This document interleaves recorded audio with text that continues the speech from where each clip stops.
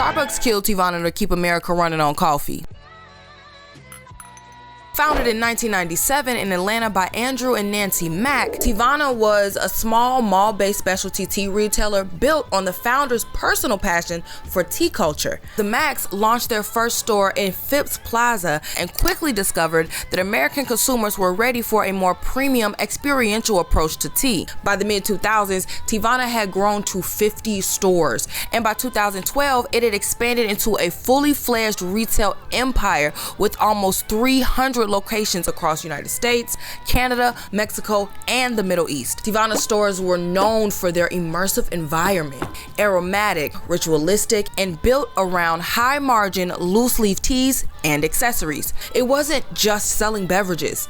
It was selling a lifestyle, and it was working. As Teavana expanded, it began to occupy a cultural and commercial space that even Starbucks had not fully captured. Even though Starbucks had purchased Tazo Tea in 1999, Tazo was primarily a packaged goods brand rather than a retail experience. Teavana, on the other hand, was building a premium in-store ritual that appealed to younger, wellness-oriented consumers, precisely the demographic Starbucks depended on. Starbucks estimated the global tea market at $90 billion. A massive opportunity that it did not want to cede to an emerging competitor. Teavana's rapid growth, mall presence, and experiential retail model positioned it as a rising rival in the broader specialty beverage landscape. Starbucks could either compete with Teavana or absorb it. Fast forward to 2011, Teavana went public, bringing $121 million in its IPO. Then in November 2012, Starbucks announced it would acquire Teavana for $620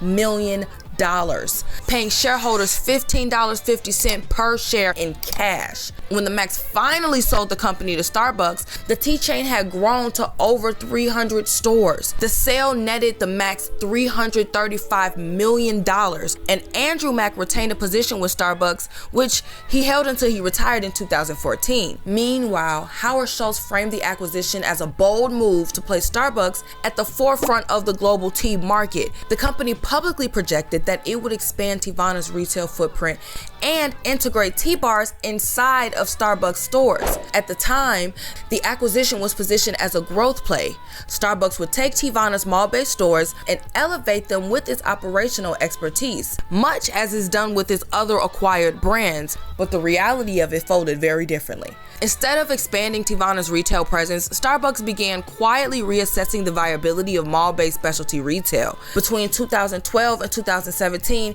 U.S. mall traffic declined sharply, and Teavana stores heavily concentrated in malls began to underperform. In 2017, Starbucks abruptly announced that rather than integrating Teavana into their in-store culture, it would be closing all 398 Teavana stores by 2018, effectively shutting down the entire retail chain. The move confused a lot of people given the company's earlier expansion rhetoric, yet strategically, it makes sense.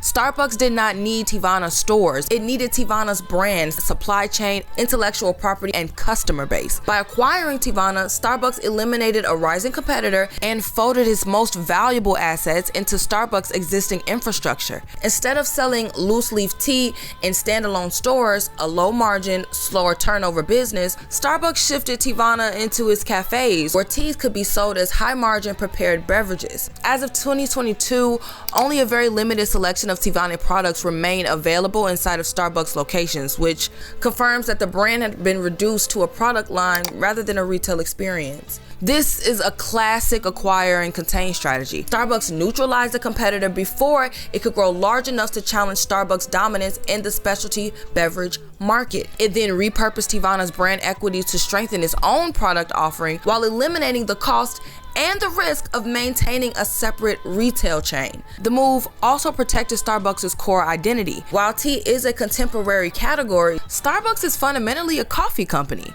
A thriving, independent Teavana retail empire could have shifted consumer habits toward tea rituals outside of Starbucks' control. By absorbing Teavana, Starbucks ensured that American caffeine culture remained centered on coffee, with tea positioned as a secondary offering within the Starbucks ecosystem. On the other hand, the acquisition and closure of Teavana shows how large corporations can use strategic acquisitions not only to expand, but to reshape markets in their favor.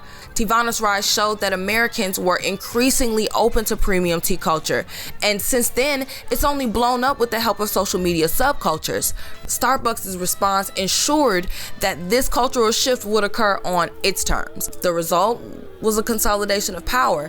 Starbucks gained control of the U.S. specialty tea market while eliminating a potential rival and reinforcing its dominance in a broader beverage landscape. Teavana ultimately became a brand absorbed in the very company it might have one day challenged. But it doesn't matter because Starbucks killed Teavana to keep America running on coffee.